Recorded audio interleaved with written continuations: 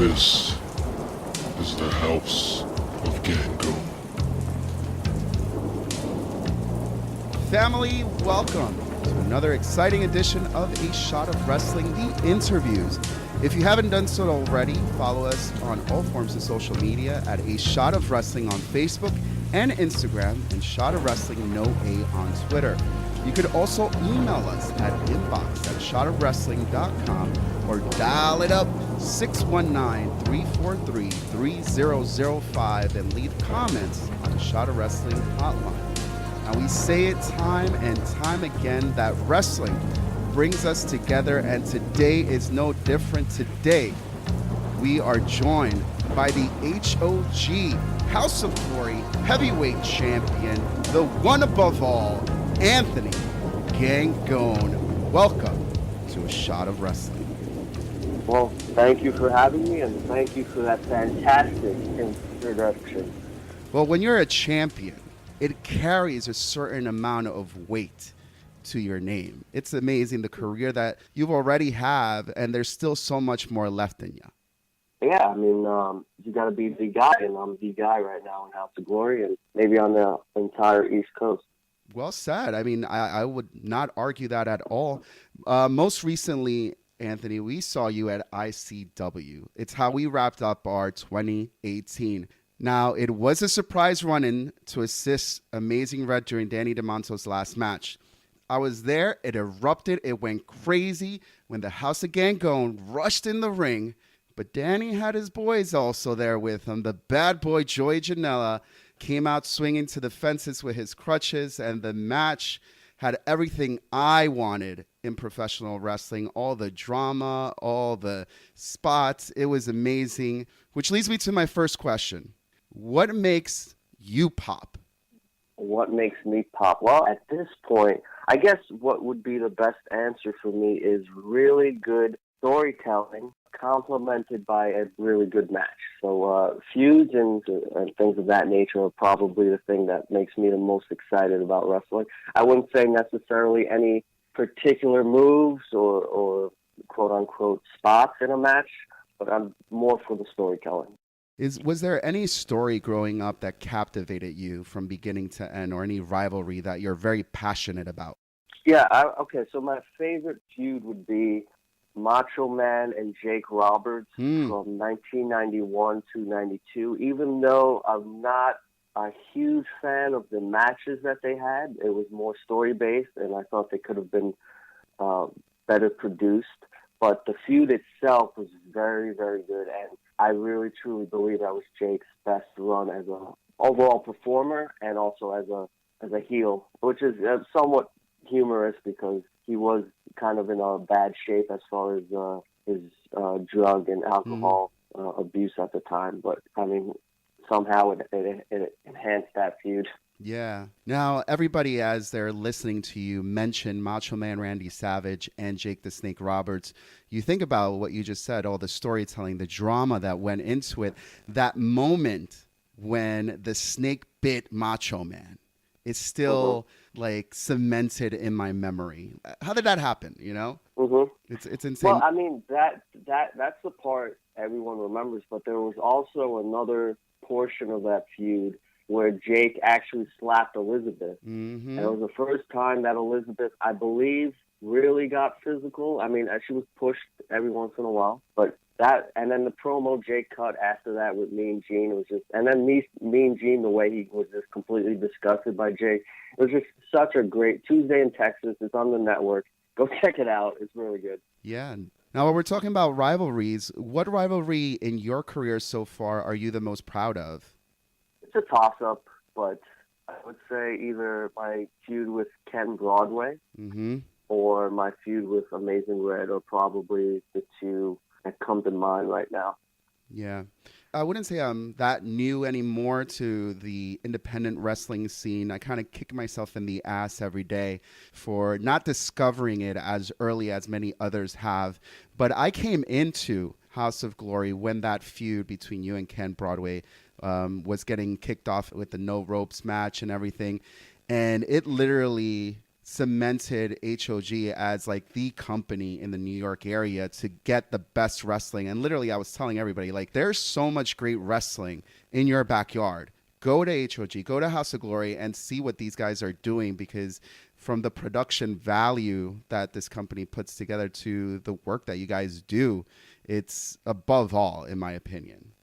Yeah, and I truly feel that House of Glory really fills in that role that a lot of wrestling fans are kind of craving as far as the storytelling aspect of wrestling and the feuds aspect.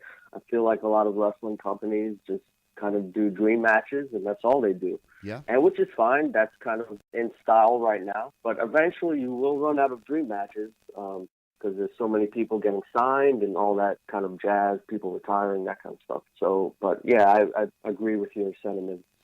At HOG, the other thing that you guys are able to provide is those moments for the fans, not of just the work going on in the ring, but when you bring so many great superstars, you know, many people of my childhood, $1 Million Man Ted DiBiase, the Hardy Boys, Jeff Jarrett, the host of our show, Michael J. Putty, has an autographed guitar signed by Jeff Jarrett, where you could only have those moments happen at House of Glory. Like, what other wrestling company in our areas is giving you the opportunity to have like that full circle moment from your early years of childhood watching wrestling to now watching you guys do it and all in one event? Has there been anybody that you ever been starstruck from? Yeah, well, I would say, I guess also at House of Glory, but Jake Roberts was the only wrestler I've ever been starstruck from. You know, he influenced me a lot, and to just be in the same room with him. And I was lucky enough to actually do a promo with him in the back. And you could see in the promo, I usually can hide, let's say, my nervousness or whatever anxiety. But with that promo with Jake, you could tell that I'm just like a 4-year-old kid just looking up at this legend. But other than that, I don't really get starstruck or anything like that. That kind of celebrity aspect of wrestling, I really don't care about. But Jake was definitely one that I went back to being a child. I'm always curious because there's many of us fans who just watch professional wrestling, are engaged by it, but then there's other fans who watch the product and they're like, you know what, I could do that. I want to do that. Let me go get started and make that happen. What was that moment in your life that made you be like, you know what, I love this so much, I'm going to become a professional wrestler? Yeah, well, I don't know if I had a moment like that, but I will say ever since I was 4, I kind of always knew I was like, this is going to be something that I will want to pursue later on. And growing up and being in my teen years, I was always trying to figure out how to become a professional wrestler. I would look up schools and everything of that nature. I didn't even go to my own graduation party because I was trying to figure out how to straight from there go to a wrestling school. So that's kind of funny. They had a graduation party without me actually being there. Mm-hmm. And you know, I kind of did a lot of what the internet kind of does now, but definitely not as ruthless or as mean. I always was very respectful or whatever the case was when they kind of complain about what's going on or whatever. And for me, I was like, I didn't enjoy what I was seeing on television. And I said, well, I think that I can kind of do this better. And that's kind of, I guess, was the final straw that kind of like, yes, you're going to be a professional wrestler. Because I don't want to just talk about, oh, you know, this sucks, and not do anything about it. Like, I want to try it myself, and if I suck, I'll say I suck. That kind of thing. Was there any other people who inspired you along the way outside of Jake Roberts who was like really an inspiration to making you who you are today? I would say that Austin Aries was another guy. I was a huge Ring of Honor fan. At the time, I only watched television, televised wrestling. So it was like WWE, TNA. I watched WCW. I watched ECW when it was on TNN. But then when I discovered Ring of Honor through their pay-per-view system in roughly 2007, I saw this fantastic match between Austin Aries and Nigel McGuinness. And I was just blown away because the match quality that was produced, especially at that time in Ring of Honor, you really can't touch when it comes to that match quality and what WWE and to an extent TNA was doing at the time. So Austin Aries is another guy, Nigel McGuinness, Daniel Bryan, even Seth Rollins to a degree, Jimmy Jacobs, those kind of guys from Ring of Honor at that time. Is Ring of Honor a company that you look to aspire to be in? So I'm kind of like strange when it comes to these kind of questions because people always ask, like, oh, do you aspire to do this? Honestly, my only goal right now is just be the best wrestler I can be, produce the best matches, be the best quote-unquote promo, and do it as many places as I can and try to earn as much money as I can. But the art is always above the pay or anything to that degree. But I definitely think that Ring of Honor is definitely an option for me at some point, but I wouldn't say I'm racing to get there right now. Gotcha. And you have been wrestling in a lot of new places.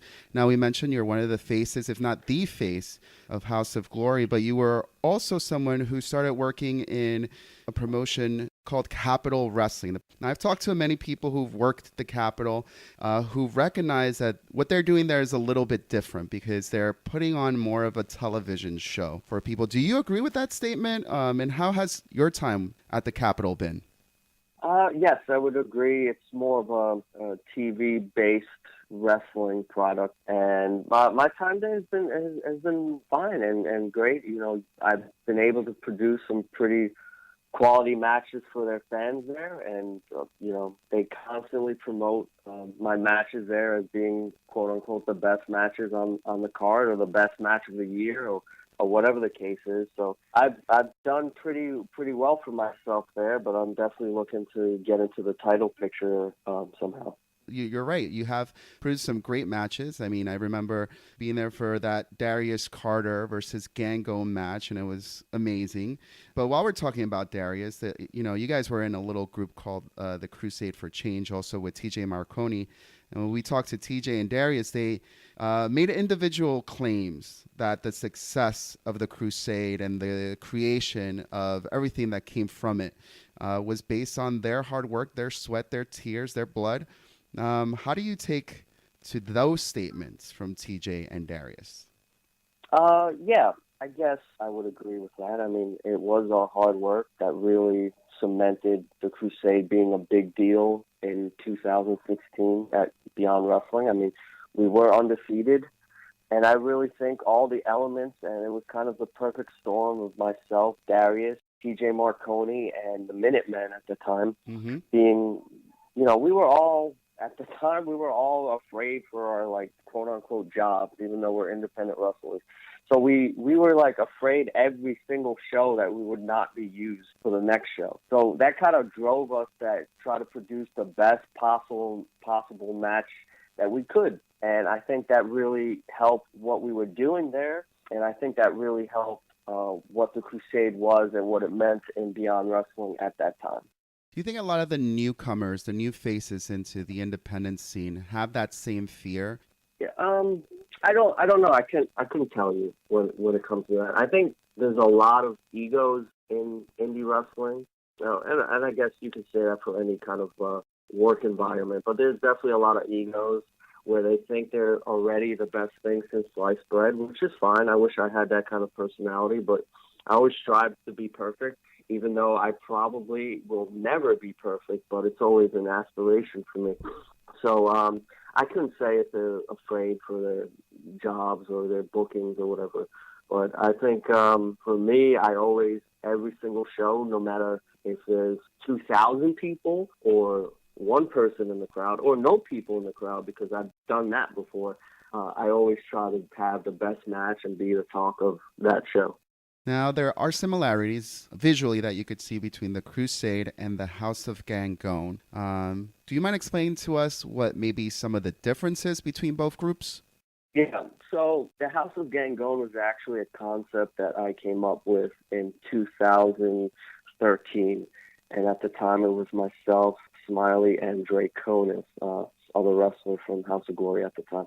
And from that, I was trying to figure out what exactly I could do to kind of stand out more. And I kind of, I was a fan of the graphic novel and movie of V for Vendetta and that kind of Guy Fawkes story. So I kind of came up with this mask design. And then I remembered that Darius and TJ, they were like just starting to do the Crusade with Danny only with the mask and everything.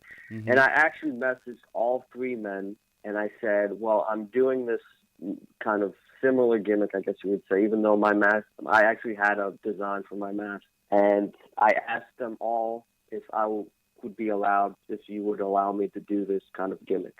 And TJ and Danny said, yeah, that's great. And then Darius actually got back to me like months later. But so they all gave me their approval. And then from that, and kind of I stemmed a relationship with them. Anyway, so what I would say is the difference is that I'm the leader of the House of Gangone. And it's kind of like what I would have wanted the Crusade to be to a degree. Okay. The Crusade was, Darius was the leader, and I knew that. And I was a fantastic team player. I don't think there was a better team at that time or stable at that time in the U.S. Indies than us. We really were a team. And but the House of Gangone is, they're all under me. And it's me helping people or wrestlers get elevated mostly. Guys like Juba, Ezekiel Lewis, Thomas Odin, Bones, guys that haven't really gotten a fair shake right now in the Indies, and I'm giving them an opportunity. And they've all been, they've been on every House of Glory show.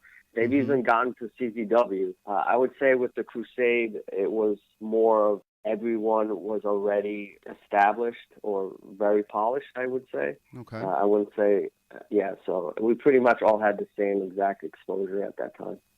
Gotcha. Now, there's two different ways to look at this. Some may say, because of the House of Gangone, you're showing loyalty to bring these superstars with you everywhere you go. Is that like some kind of wrestling politics? I, on the other hand, see the difference in the strength in numbers and quality people getting together. So how could you speak to both different outlooks? I don't know exactly how to answer that. It's definitely not a politics thing. I mean, you have to look out for everyone, and to a degree, without getting too much into detail, I've spent an entire career looking out for other people, possibly above myself, maybe kind of held myself back because I was trying to help other people be successful, which in a way also kind of make me successful. But I can't really say. I definitely don't agree with that kind of political statement kind of thing. If there's an opportunity and it's allowed, because you don't just take someone and just put them on the show. It's not your show, that kind of thing. So you mentioned you're looking out for the betterment of other people. Who's looking out for Anthony Gangone, though? Who is looking out for me? Well, I would say that definitely my trainer, Amazing Red, is Chuba. I would say the entire house. But other than that, it's kind of a cold world out there, and you can't really expect the ones that you help to help you back. It would be nice in a perfect world, but it is what it is. So I definitely have to look out for myself as well. Yeah. Now, you're looking a lot for other people. I mean, that's a great quality to have as a promoter or a trainer down the line. Are these some avenues that you look to getting into in the future? It's definitely a possibility, I guess you would say, down very far down the line. I do enjoy helping others, and wrestling is my life, and that's definitely an aspect of wrestling that probably maybe not a promoter. I honestly don't know how anyone really, especially on an independent level, really promotes wrestling. It's very difficult. It's a lot of money. There is no money to be made. Every dollar is spent on the wrestlers or production or whatever, as long as they're a good promoter, I guess you would say. And I'm sure they leave the arena or the or whatever the case is with like $2 in their pocket or whatever. But true. Probably when we see you and we see you perform, your entrances are part of that performance. And you're captivating when it comes to your entrance in House of Glory. You treat every show like it's WrestleMania. Where do these ideas come from, and who's your costume designer? Okay, so my costume designer is this woman from Brooklyn. Her name is Tiffany Rhodes. And the idea of those entrances actually came from watching a Macho Man documentary where he would get these robes made because he was a smaller wrestler, especially at that time. Yep. So he used that to kind of make up for it and stand out. So that's exactly what I was doing. I'm kind of over the fact that many people, in somewhat ignorant kind of way, kind of put me in this box of just being a really good wrestler and like I'm just a wrestler kind of thing. Like I'm a Benoit or that kind of type. Even though I guess that's a very poor person to use, but in that vein.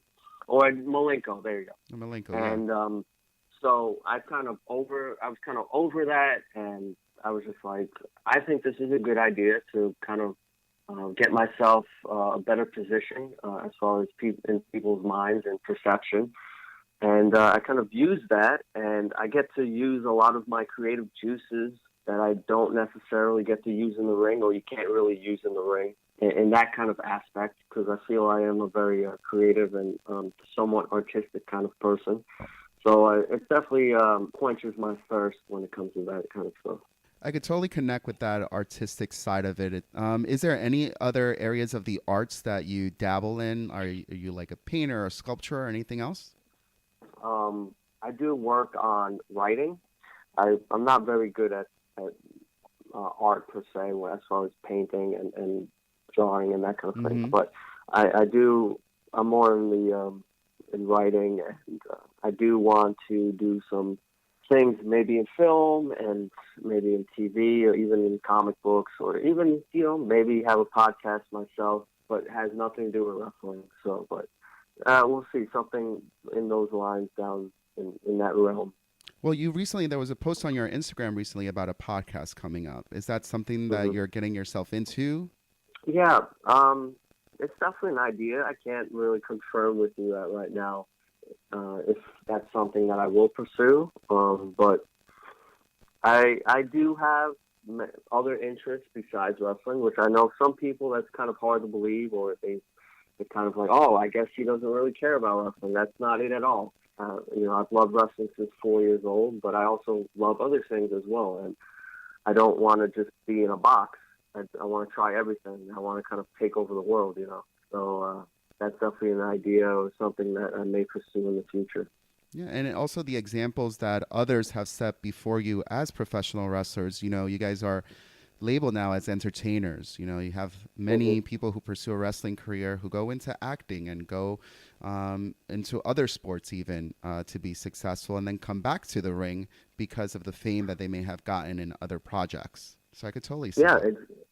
Exactly. And, wrestlers are worth more than people give credit to. And, we kind of are like we're probably farther down the line than like adult actresses or actors or whatever. Like, we're seen as worse than that. Not saying, that profession is that profession. It's not bad at all, obviously. But as far as perception. And, when I think of other things dealing with the arts, look at Roddy Piper and They Live, and that was an awesome kind of fight scene. Yep. So, wrestlers have a lot of value, I feel, even in like something like stunt work. So, well, let's get back into the wrestling of it. You are a two-time HOG heavyweight champion, a two-time HOG Crown Jewel champion, two-time Ace Diamond champion. You've also won tag team titles at HOG, FTW, and SWF. But Anthony, what would you consider to be like your biggest accomplishment? Because those are pretty huge. I would say my biggest accomplishment is that I was able to take a dream and have one match in front of a crowd. That's not the standard answer, I guess you would say, but that's something that I'm proud of. Everything else, I'm extremely proud of, and I'm extremely proud of what I put in front of the crowd and backstage personal stuff, getting to that kind of position. But I would say actually just getting in the ring and having a match in front of a crowd and being halfway decent at this is definitely my biggest accomplishment. I think you are more than halfway decent, and I think the fans could scream that when they're chanting at your matches, whether it's fight forever or like holy shit. It's that admiration. Now you are a fixture. You're the face of HOG. And because of it, you've gotten a lot of great opportunities to face many big names in our industry, names like Ricochet, Leo Rush, Cody Rhodes, Amazing Red. But recently, you called out a former world champion. And the name that has had the biggest buzz towards the end of 2018 and now starting 2019, you called out David Arquette. And not just called him out, Anthony, you offered him a title shot. I have so many questions. I don't even know where to get started, but I guess the first one off the top of my head is why? Well, you got to look at it. David Arquette is back in wrestling, and I feel like it's some sort of redemption story for him. He has been saying that he is tired of people kind of crapping all over him for his run as WCW champion. And he's kind of trying to rectify that. And for me, I just feel like I can give you an opportunity to kind of rectify that and become a world champion and actually, in a sense, earn it. And I think that it benefits him and it benefits me. And I definitely hope that happens at some point in the near future. Now, I am in no way close to David Arquette. I've been trying to follow his journey or his new journey back into the ring. Do you actually think David Arquette has what it takes to be the HOG champion? I mean, I don't, because in turn, he would have to beat me, and he can't beat me. I've been doing this for quite a while, and I've wrestled a lot of great names that have been signed. I've been all over the world. I've been in the Tokyo Dome, Madison Square Garden, whatever you want to say. So I absolutely do not think that he could beat me, but, I'm giving him a shot to try, and he can actually earn it and not kind of be, in a sense, handed it. Right. I got you. But listen, anyone could lose on any given day. You never know. You never know. A dark day in wrestling was when he did win the WCW World Heavyweight Championship. I know my personal reaction. I was a lot younger. I didn't know as much of the wrestling business. It was really much of a TV show for me, and I just got lost in it. So, maybe be an unpopular opinion, but when David Arquette won, I was like, holy shit, this is awesome. Like, wow, like I didn't expect that to happen. Like, how did that happen? Like, and I'm like thinking like, holy shit, what is going to happen next? Anything could happen. And it kind of gave me that moment of like, holy shit. But what was your personal reaction when David Arquette won that championship? At the time, I don't think I really had much of a reaction. Plus, you have to think that I was probably, 7 or 8 at the time. So it really wasn't. I wasn't into, I obviously knew of Scream because of the Halloween costumes, but I wasn't really aware of necessarily who Arquette was, other than, Ready to Rumble, which was a wrestling movie that was coming out. Yeah. So for me, a great wrestling I didn't movie, really, by the way. yeah, it's not bad, but I wouldn't say I had much of a reaction. As an adult, I understand where they were coming from, and I will say that Arquette, behind the scenes, did do a lot of good with what he did, what happened with him in the world title in WCW that I'm sure many people don't know about. So, I don't have much of a reaction from when I was a child about it. But there's a lot more people. It's not just David Arquette that are coming into the professional wrestling world from Hollywood. You have someone else. Another name that came around is Jason David Frank, who's most commonly known as the Green Ranger Tommy, who are looking to step into the ring. Do you see guys like this beneficial to the industry?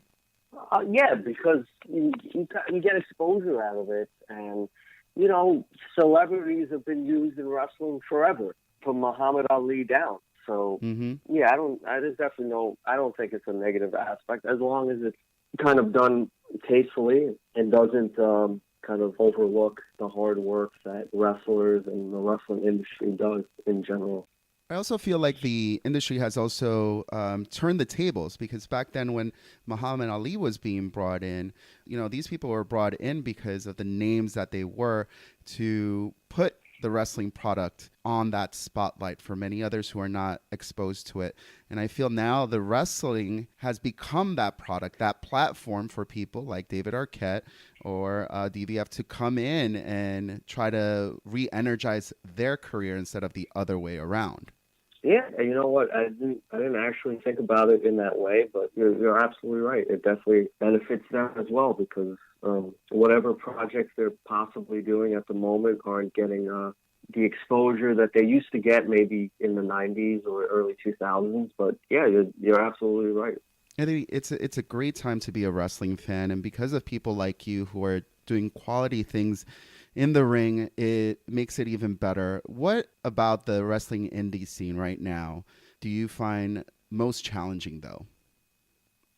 So it's kind of a unique answer, I guess you would say, but I think the fact that the fans have so much control over what we as performers do is a bit of a challenge. And what I mean by that is not that fans are why we do it. And Right. They absolutely should have an opinion, and they absolutely should like what they like, dislike what they don't like. But we as wrestlers should be more like an illusionist or a magician, and we shouldn't give out so many of our secrets, and we shouldn't be so fast to say, oh, it's just wrestling, it's fake, that kind of thing.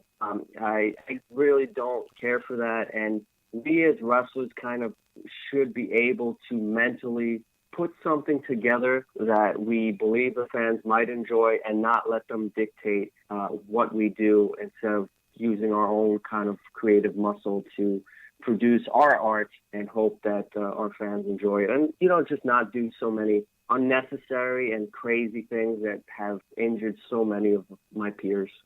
Mm-hmm. Is that what you think the wrestling community wants right now? That more of that guts violence aspect of wrestling? Do I think that wrestling fans want less violence? Is that what you're asking? What do you think that they want more violence? Oh, more? Oh, yeah, that absolutely. Yeah. Yeah. Do you see yourself ever competing in a deathmatch tournament because of it? Deathmatch tournament. I don't know. I don't know the answer to that. I've done hardcore. I've dabbled in hardcore wrestling.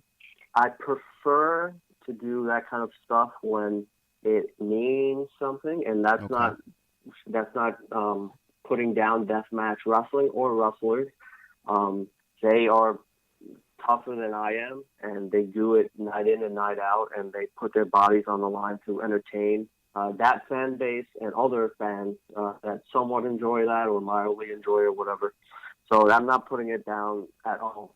I couldn't see myself doing that every weekend like some of these wrestlers do. And a lot of them are just fantastic wrestlers as well, like Matt Tremont and Masada and those kind of wrestlers. But yeah, I never say never, and I'm definitely open to it. But it has to be under the right circumstances for myself to do something like that. I mean, for a while in the last few years, we were getting really excited. Even, you going into CZW, having an epic battle with Joe Gacy, who's one of my personal favorites. So maybe I was thinking like it wouldn't be too far-fetched. You were getting involved more in that realm. Obviously, CCW is not the same company it is now than it was years ago, but it'd be interesting to see. Yeah, definitely. And, the fact that I am in CZW, that option is available and, could happen. So I guess you just have to tune in. Never say never.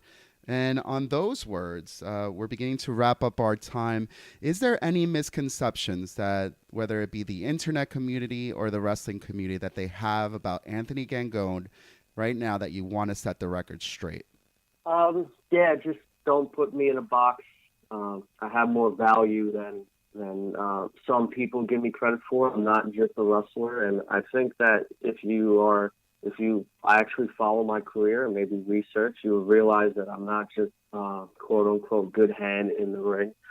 Yeah, I do have other value in my voice and my creativity and gear and all those aspects of wrestling. And yeah, I guess that's the only thing I would say. And if we wanted to follow that journey into 2019, where could we follow you on social media?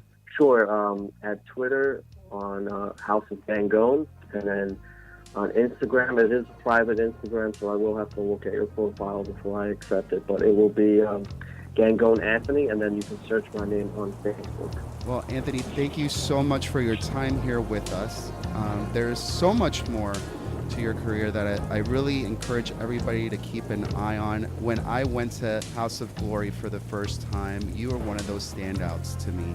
You're one of the people who you really could see visually took what you're doing very seriously, and when you got into the ring, captivated that audience. So to me as a fan, I am beyond grateful to just share this conversation. Hopefully it's one of many down the line, but thank you so much for your time.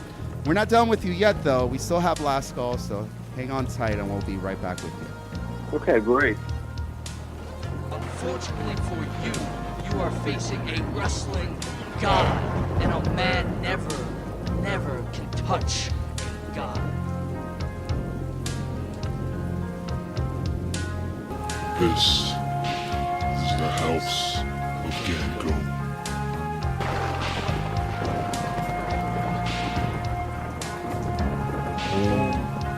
Never welcome to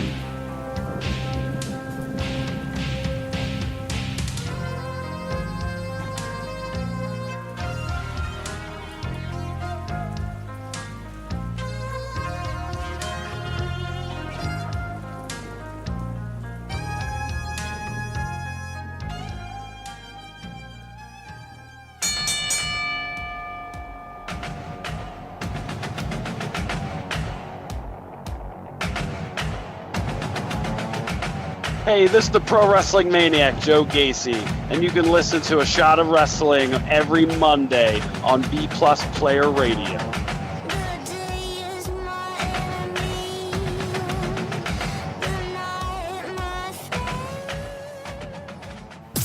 Ladies and gentlemen, at this time I need to announce it's last call at the bar. All right, everybody, we have made it to the end of the episode, and it's my favorite part. It's last call. Now, just like always, it's rapid fire questions, and we still have here with us the one above all, Anthony Gangone. Are you ready? I am ready. All right, bro. And away we go. What is your favorite adult beverage? I don't drink. Who was your favorite wrestler growing up? The Ultimate Warrior. Other than wrestling, what is your favorite sport? Soccer. What superhero or villain do you connect with the most? Batman. What is the worst job you've ever had? Retail. What is your spirit animal? A liger. Ooh, nice. Past or present, who would you like to induct you into a Hall of Fame? Amazing Red. What is the most embarrassing thing you have ever wore? A Christmas tie. Would you rather be rich in the Indies or poor in the WWE? Rich on the Indies. And finally, Anthony, how would you describe pro wrestling to someone who has never experienced it before? I would say that pro wrestling is the greatest form of physical entertainment and art to showcase someone's ability to tell a story with their body and voice in a live, crowd atmosphere in an improv kind of way. I guess that's the best way I can say it that quickly. And it's literally the best way, and why many of us are wrestling fans to this day. Anthony, thank you so much for joining us on A Shot of Wrestling. We look forward to seeing you at a show near us. Well, thank you for having me.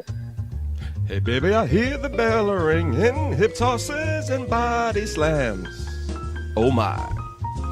And maybe you seem a bit confused, yeah baby, but I got you pinned. Ha ha ha ha. But I don't know what to do when I see them with that golden case. They're cashing it in. Authority all in my face. What is a man to do? Good night, everybody.